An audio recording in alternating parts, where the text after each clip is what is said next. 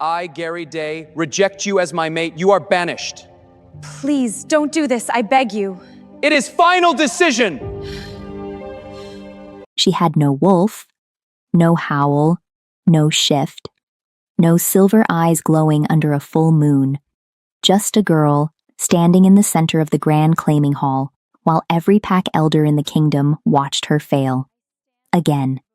Her name was Lisa Morton, daughter of a disgraced beta, raised on scraps of hope, and for 22 years she had believed, truly believed, that the moon goddess had a plan for her.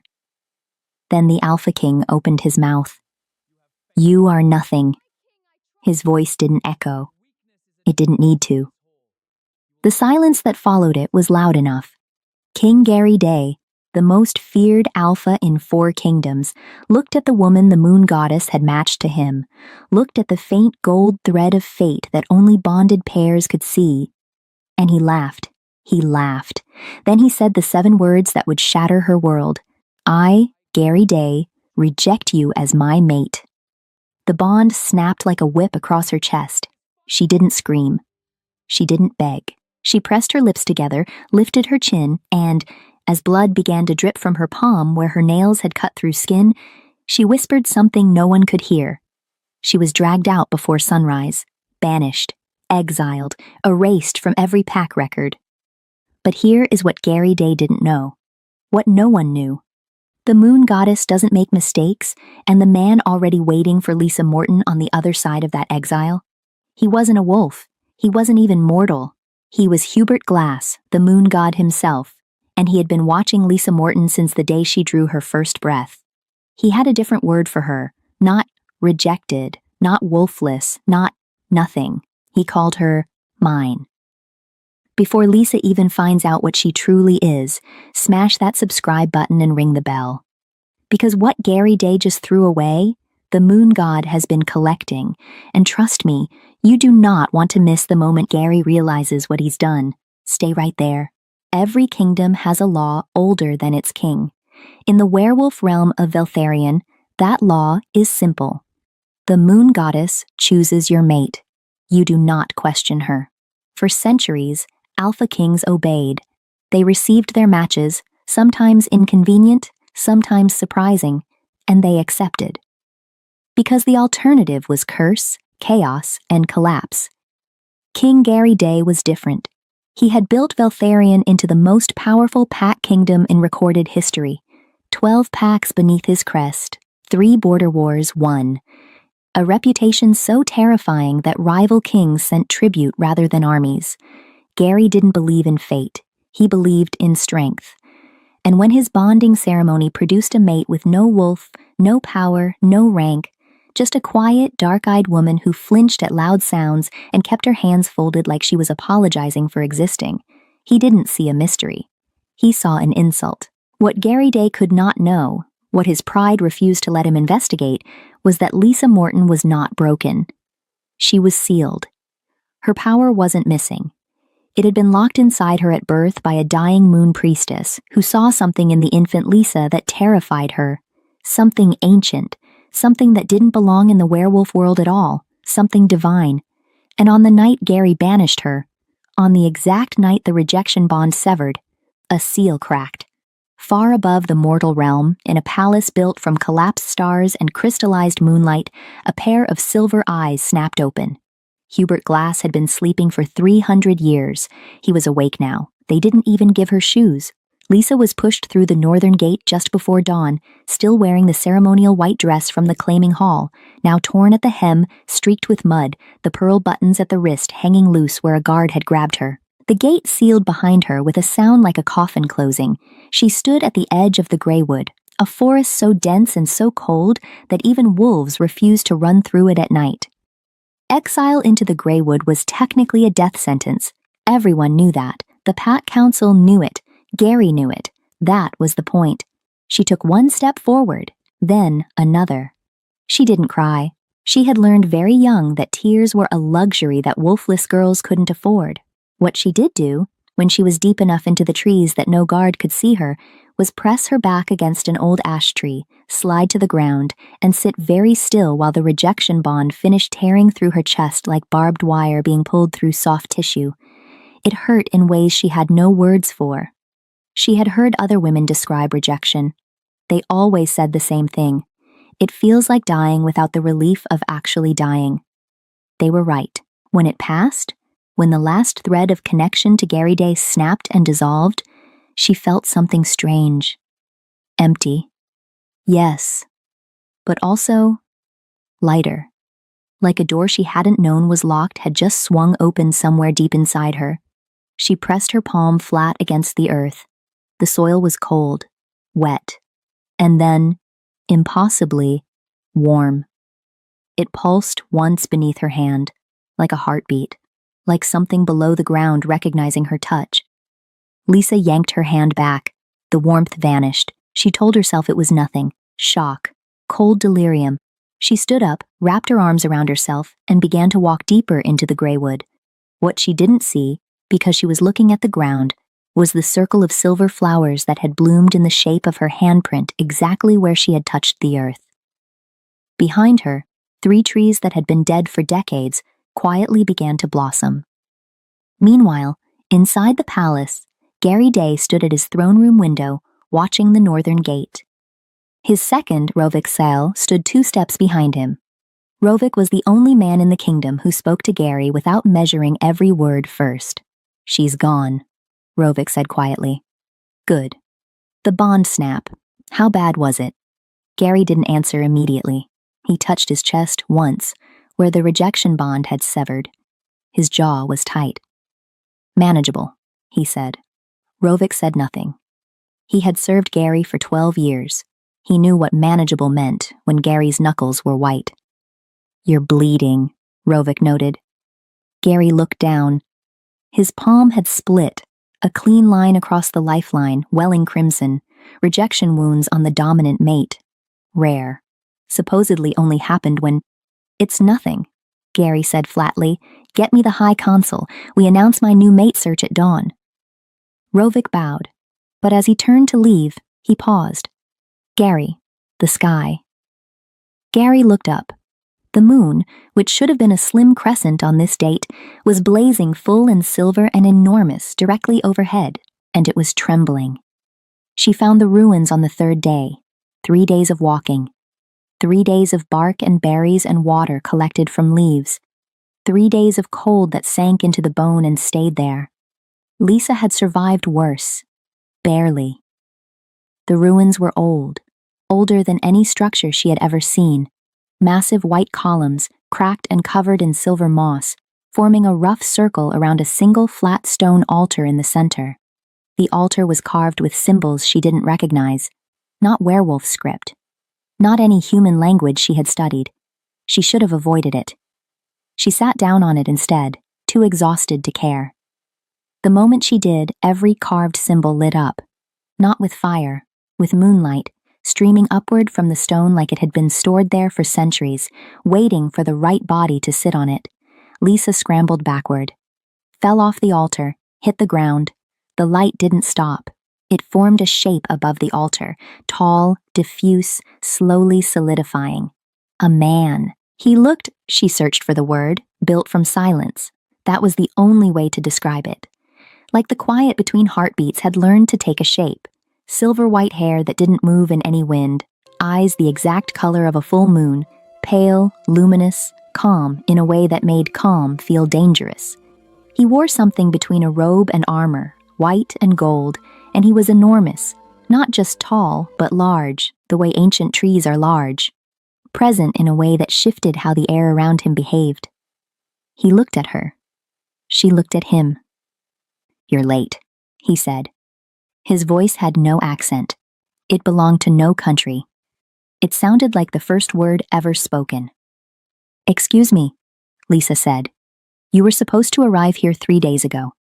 The banishment was supposed to happen sooner." The king delayed. He tilted his head, studying her with an expression she couldn't decode. "You're thinner than I expected." "Who? What are you?" "My name," he said, "is Hubert Glass." He said it simply, without ceremony, the way a person states a fact so established that emphasis would be redundant. The name hit her like cold water. She had heard it once in a book she had found as a child in the Pack archive, a book that had been removed from shelves, which was how she'd found it interesting. The book spoke of a being older than Pax, older than the moon goddess herself, a god who had stepped back from the mortal world 3 centuries ago. "You're not real," she said.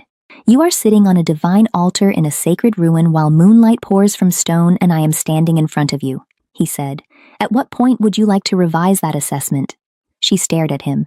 He waited, entirely unbothered. "Why am I here?" she asked. "Because," he said, "you were never Gary Day's mate." The silence that followed that sentence was the loudest thing Lisa Morton had ever heard. The moon goddess did not match you to him. Hubert Glass moved to the altar, ran one finger along the lit symbols with something that looked almost like familiarity. "The bond you felt? That was me. I placed a proximity bond on you at birth. It was designed to activate near powerful alpha energy, to guide you here to this altar before you turned 23. It wasn't a mate bond. Gary Day felt a fraction of it and assumed. You..." Lisa stopped, started again. "You manipulated my life? I preserved it," he said, and for the first time, something flickered in those moonlit eyes, something old and tired and vast. "You were born carrying divine blood, Lisa. Moon god lineage. Ancient. Dormant. If the Pax had known, if Gary Day had known, you would have been used or destroyed. The seal was the only way to keep you safe long enough to reach me." She stood up very slowly. "So the rejection was necessary. A rejection bond severs everything, including the seal. The pain you felt, that was the seal breaking." He looked at her steadily. "It's broken now." She felt it then. What had been quietly building since she'd pressed her hand to the ground in the graywood? Something deep in her chest, warm and vast and patient, like a sun she hadn't known she was carrying. "What am I?" she whispered. Hubert Glass looked at her for a long moment. "My queen," he said simply. "If you choose it." She didn't say yes immediately. That was the first thing that surprised Hubert Glass, who had, in 300 years of divinity, never been made to wait for an answer. "I need to understand what I'm agreeing to," Lisa said. She had dusted herself off, settled cross-legged on the ground near the altar because her legs were genuinely unsteady, and was looking at him with an expression he was learning to read as, "I will not be moved by intimidation or beauty, so please try information instead." He found it, unexpectedly, refreshing. He sat across from her, which he had not planned to do. "There are 2 components," he said. "The first, your awakening. Your divine lineage has been sealed since birth. Breaking the seal will restore what was taken, power, form, rank. It will not be comfortable." How uncomfortable. "Fire throughout your nervous system for approximately 4 hours. She absorbed this. "And the second component? The bond. I am not made to be alone, Lisa. My nature requires a tether to the mortal realm. A queen. I have not had one in 3 centuries. He paused. "I chose you before you were born, yes, but I will not take you against your will. The bond requires your conscious, deliberate choice. What happens if I say no? You keep the power. You live free. I return to the celestial realm and continue waiting for the next moon god lineage birth, which will be in approximately 400 years. He said this without self-pity, just fact. She was quiet for a long time. "You watched me?" she said. "My whole life." "Yes." "The night my father was executed by the Pack Council, you were watching." "Yes." His voice was lower now. "The winter I nearly starved because the Pack reduced my food rations. I was 11. "Yes." A muscle in his jaw moved. "Why didn't you do anything?" "Because intervening would have revealed your lineage and gotten you killed. Every hardship you survived without divine interference made the seal stronger, made you stronger." He met her eyes. "I am sorry. That is not sufficient, I know. But it is true. She looked at him for a long time. Then she held out her hand.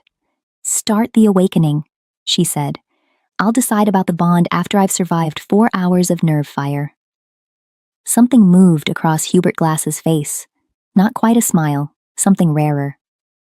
Practical, he said quietly. Good. He took her hand, and the forest went white. 4 hours later, Lisa Morton lay flat on the altar stone, staring at the sky, completely depleted and entirely changed. Her eyes, previously dark brown, were now threaded with silver. Not the dull silver of a high-ranked wolf, the blazing silver of something celestial. She sat up slowly. She felt. She had no framework for what she felt. She had spent 22 years as the weakest person in every room. Now she felt like she could push and the room would move. Hubert Glass was sitting nearby, watching her with that steady, unreadable patience. Well, he said. She looked at her hand, called something. A thin thread of silver light spooled from her fingers like silk. She laughed, startled, overwhelmed, a real laugh, not the careful non-laugh she had trained herself to produce. Hubert Glass watched that laugh like it was something he'd been waiting 300 years to see. The bond, she said, still looking at the silver light curling from her fingers. Yes, my answer is yes. The altar stone beneath them erupted into light. Above Veltharion, 400 miles away, the full moon blazed so brightly that wolves across 12 packs woke from sleep with their hearts hammering and their wolves howling at something they couldn't name. In his palace, Gary Day stood at his window again. His chest ached. He pressed his fist against it, furious, and couldn't explain why. They called it the Silver Night. The event was marked in every pack record across Veltharion. Every scribe, every moon reader, every elder who had spent decades watching the sky noted the same thing. On the night of the Silver Night, the moon had behaved as though a second celestial power had been activated on Earth. Gary Day's High Consul, Drevath Mune, a small, precise man with ink-stained fingers and a talent for reading omens that Gary both relied on and resented, came to the throne room at dawn carrying 3 scrolls and looking like he hadn't slept. Something has awakened, Drevath said. Clearly, Gary said, not a wolf, not a witch, moon god lineage. Drevath unrolled the first scroll. There are records, very old records, suppressed under your grandfather's reign, of moon god bloodlines appearing in mortal populations every few centuries. They were hunted. The last confirmed case was 300 years ago. He paused. The same year Hubert Glass retreated from the mortal world. Gary was very still. What does it mean that he's returned? It means, Drevath said carefully, that he's found his lineage heir, his queen. Something cold moved through Gary's chest. Find out who triggered the Silver Night, Gary said. Find the source. Drevath hesitated. My king. If it is the moon god himself, find the source. Drevath bowed and left quickly. Rovik Sale, who had been standing in the corner for this entire exchange, waited until they were alone. Gary, he said slowly, don't. The timing of the Silver Night, I said don't. Rovik pressed his lips together. Then, because he had survived 12 years of Gary's temper by being the one person who said the thing anyway, it happened the same night you banished Lisa Morton. The room was very quiet. That's a coincidence, Gary said. Of course, Rovik agreed, in a tone that agreed with nothing. 3 kingdoms away, in the border territories, word was spreading differently. A woman had been seen walking out of the Greywood, alive, in Greywood, after 3 days. That alone was remarkable. But the scouts who spotted her described something that circulated in hushed, awed voices through every tavern and border post within a week. She walked like she owned the ground. Not arrogant, not aggressive, just certain. Entirely, quietly certain, as though the earth beneath her feet was glad to have her. Her eyes were silver blazing, and she wasn't alone. The man beside her, tall, white-haired, dressed in white and gold, moved like nothing that belonged in the mortal world. "That's not possible," said one border scout, reading the description. "Why not?" said another. "Because that description matches the old texts on Hubert Glass." He looked up. The moon god hasn't walked mortal earth in 300 years. The silence that followed was the beginning of something very large starting to move. The entire kingdom is starting to whisper. Gary Day is starting to realize. And Hubert Glass and Lisa Morton are walking toward Veltharion with something that no army in the realm is equipped to stop. Don't go anywhere. Subscribe and stay with Lisa, because her story is just getting started. Gary Day made 3 decisions in the week following the Silver Night. The first, he commissioned a new mate search. Formal, documented, across all 12 pack territories. A list of eligible high-rank females was compiled. He reviewed it once, found nothing wrong with any of them, and felt nothing at all. The second, he sent Voss Chiron, his best tracker, a wolf of legendary skill, into the Greywood to find the source of the Silver Night. Voss returned in 4 days, which was 2 days faster than Gary expected. He returned looking like a man who had seen something that had rearranged his understanding of the world. "I found the source," Voss said. "And?" "There is a woman, 22, maybe 23, silver eyes, not natural, not shifted. Burning silver, my king. She was sitting near a stream when I found her. The water in the stream," he stopped. "What?" "Was flowing toward her. Not downstream, toward her. As if the water wanted to be near her." Gary's expression was unreadable. "And the man?" Gary said.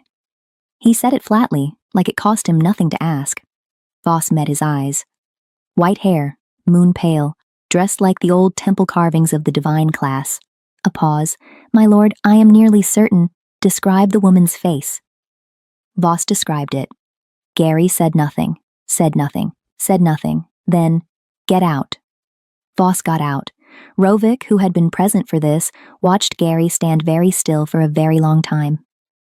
"You knew," Rovik said quietly. "When you rejected her, some part of you, the wolf, knew there was something different about her." "My wolf was wrong," Gary said. His voice was completely controlled. "Your wolf snapped at the rejection bond for 6 hours, Gary, 6 hours. I was there. A bond snap for 6 hours means enough. Means the bond was not ordinary. A normal rejection snap lasts minutes. 6 hours means your wolf recognized something your pride refused to." Gary turned from the window. His eyes were dark. Not angry, something worse. Something that looked dangerously like a man beginning to understand something he cannot unfeel. "Set up the meeting with the High Consul of the Valdrath Federation," Gary said. "We proceed with the new mate selection." He walked out. Rovik watched him go. Then Rovik went to his quarters, sat down, and began writing a letter.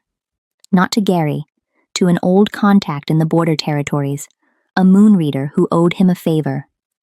"Who is she?" he wrote. "Tell me everything." Elsewhere, in the territory between the Greywood and Veltharion's eastern border, Lisa was learning what she was.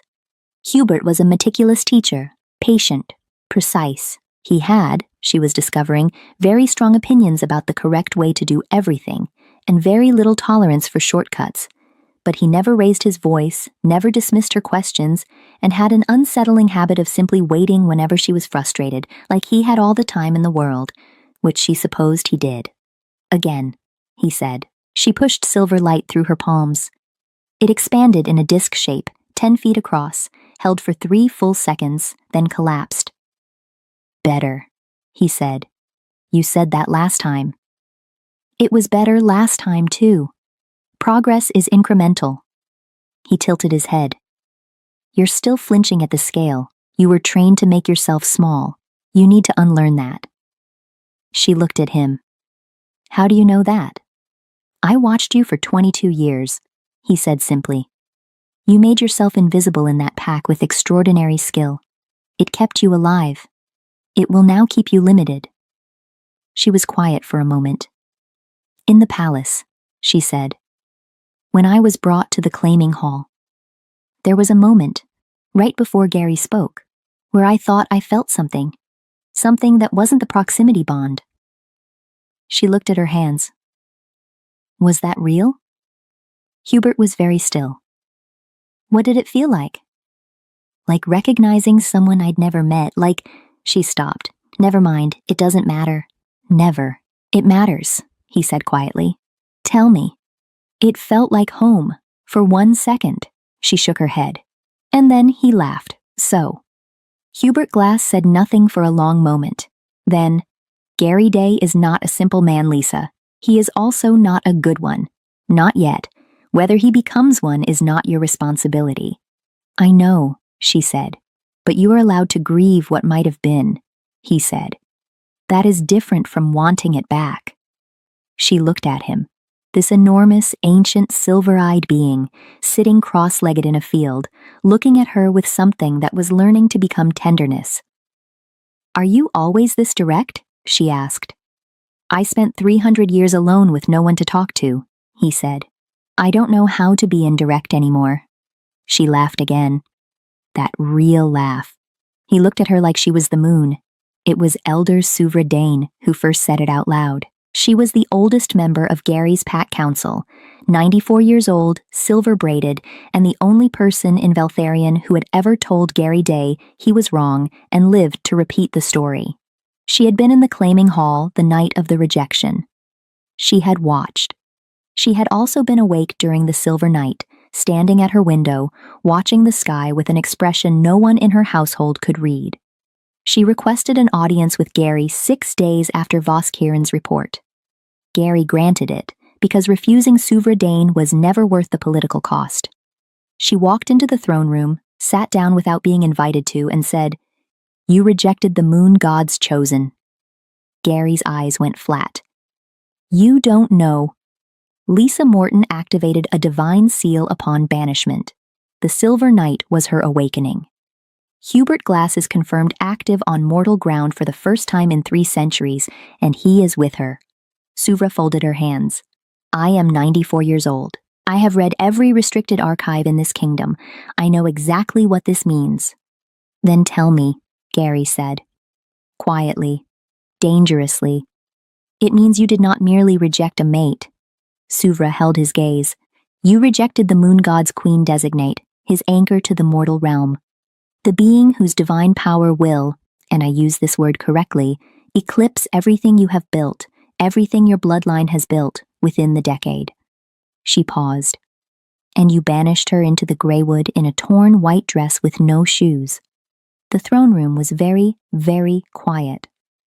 What you should fear, Suvra continued, is not what Hubert Glass will do to Veltharion. He is a god. He is beyond territory and politics. She leaned forward slightly. What you should fear is what Lisa Morton will choose to do. She is mortal enough to remember, and she has had 22 years of your pack making her feel worthless. She stood up. I hope, my king, that you are a man who can feel regret, because if you are not, this kingdom will feel it on your behalf. She left. Gary sat in the empty throne room for a long time. Then he stood up, walked to the restricted archive himself, and pulled every record on moon god lineage that existed. He read until dawn. When Rovik found him in the morning, Gary was sitting surrounded by open scrolls, looking like a man who had spent the night losing an argument with history. She was never wolfless, Gary said. No, Rovik agreed. The seal, yes. She felt the bond snap for 6 hours. Rovik said nothing. He sat down across from Gary, patient as stone. I felt it for 6 hours, Gary said. Not her, me. He looked at his palm. The cut there had not fully healed. Rejection wounds on the dominant mate healed slowly. A standard rejection snap heals in hours. Mine is a week old.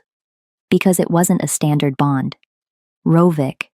Gary's voice was very low. What do I do? It was the first time in 12 years that Gary Day had asked anyone that question. Rovik considered carefully. I think, he said, that there is nothing to do. She is with a god. She is becoming something beyond what this kingdom can contain.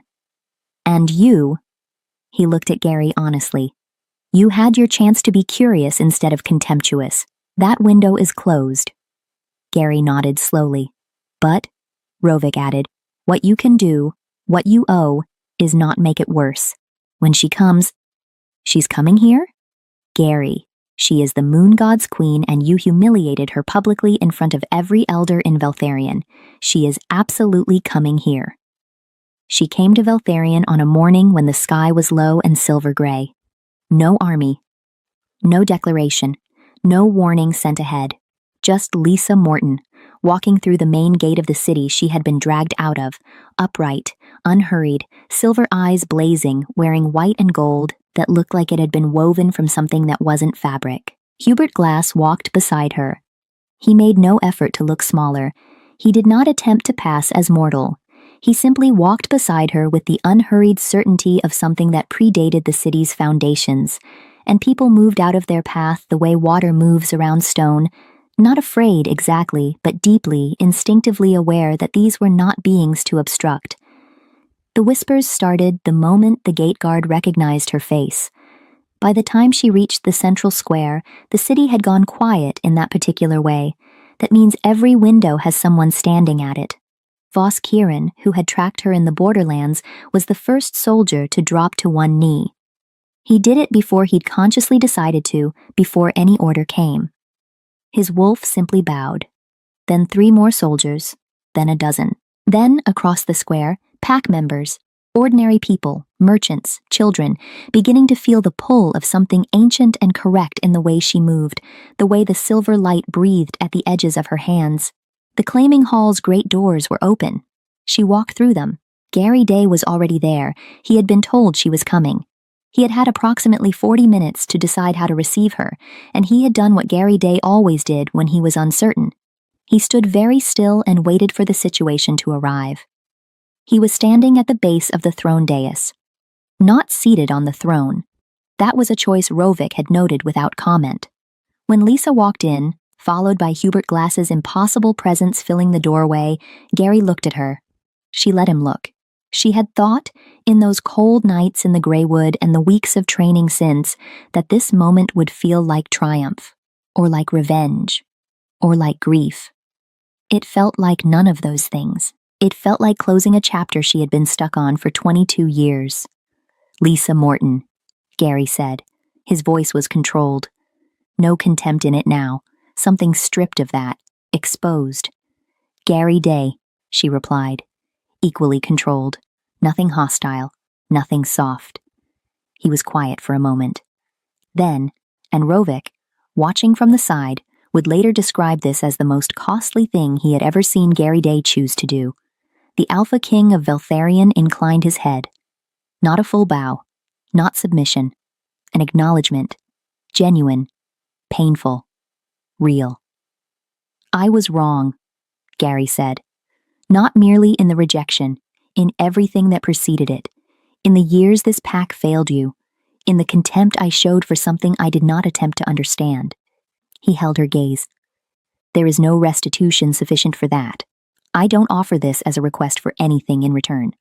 I offer it because it is owed. Lisa looked at him for a long time. She found to her faint surprise that she believed him. It didn't fix anything. It wasn't supposed to. But it was real. I know, she said simply. She turned to the assembled council. Suvra Dain in the front row, ink-fingered Drivath Mune behind her. Faces she had grown up fearing. Faces that had watched her fail and dismissed her and done nothing. I'm not here for the throne, Lisa said clearly, so everyone in the hall could hear. I'm not here to take territory or demand rank or punish anyone. A pause. I am here because this is where I was rejected, and I want every person who was in this hall that night to see who I became after you let me walk into the Greywood with no shoes. Silence. Remember that, she said. When you receive the next person who doesn't fit your idea of strength, remember what happened the last time. She stepped back. Hubert Glass, who had not moved from the doorway, who had watched the entire exchange with those level silver eyes, extended his hand to her. She took it. The hall, every window, every stone, every carved pillar, flared with silver light for 1 second, brilliant and warm and gone. When it faded, the bond markings on Lisa's collarbone were visible. Silver symbols, elegant, celestial, unmistakable. The moon god's mark, the moon queen's seal. She didn't take the Veltharian throne. That was the part the council had braced for. A power seizure, divine authority leveraged into political dominance. Suvra Dain had even prepared a quiet speech about peaceful transitions. Lisa did not require the speech. "This kingdom is Gary's to govern," she told Dravath Mooney, who had come to her formally on the council's behalf, looking faintly stunned. "I have no interest in ruling wolves. I have different work." The different work became clear over the following weeks. Hubert Glass, newly present in the mortal realm after 3 centuries of absence, had a great deal of divine debt to settle. The mortal world had been accumulating imbalances, rejected lineage heirs, stolen moon-touched bloodlines, pacts that had hunted and destroyed divine descendants for political convenience for 300 years.